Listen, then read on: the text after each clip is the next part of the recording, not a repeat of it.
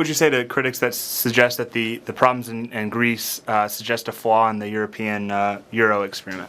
Flaw in every country, whatever system, whatever government it has.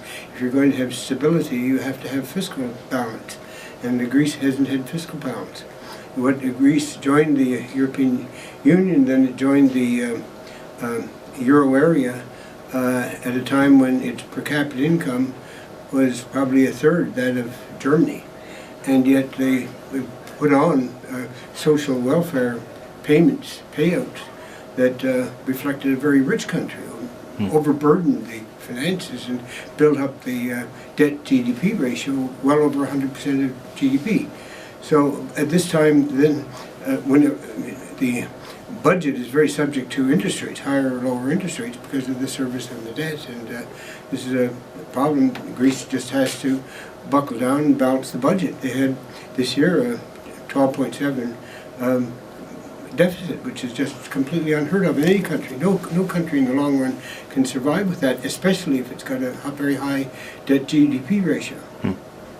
And Dr. Shelton, U.S. inflation has been benign for some time, but gold keeps appreciating, usually a sign that investors expect inflation. What do you anticipate are the prospects for inflation over the next 2 to 5 years? Well, I think if you continue to define it the way the Fed does, in terms of a consumer price index, in fact, a more restrained version, a core inflation index that doesn't even include energy or food costs, ostensibly because of volatility. If you define it that way, the Fed will continue, I think, to deliver, at least for the immediate future, what they call subdued inflation of, say, 2%.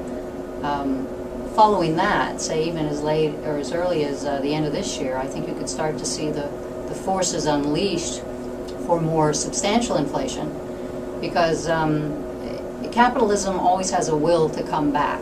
It's the nature and the spirit of capitalism. And so I think you could then see that the monetary base suddenly gets built up so that inflationary forces are unleashed. But meantime, even at that subdued 2%, if you define inflation in a different way, not as a CPI number, but rather, are there decreases in the value of the dollar?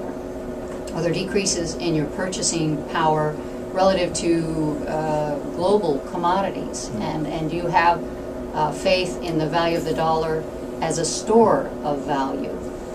I think the reason people are going to gold is because they see gold as a more substantive store of purchasing power to retain it on their behalf, and they have less faith in the integrity of the dollar despite seemingly low number that really is perpetual inflation of 2 to 4%. And Dr. Hanke, the Obama administration and Congress are threatening China with sanctions if it does not let the renminbi appreciate.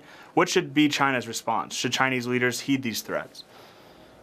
Well, they can't really ignore the threats. However, I think they should continue to dig in their heels and not change the exchange rate. They want stability in China. This is one of the key underpinnings of their rapid growth. And after all, stability might not be everything, but everything is really contingent upon the stability of the exchange rate.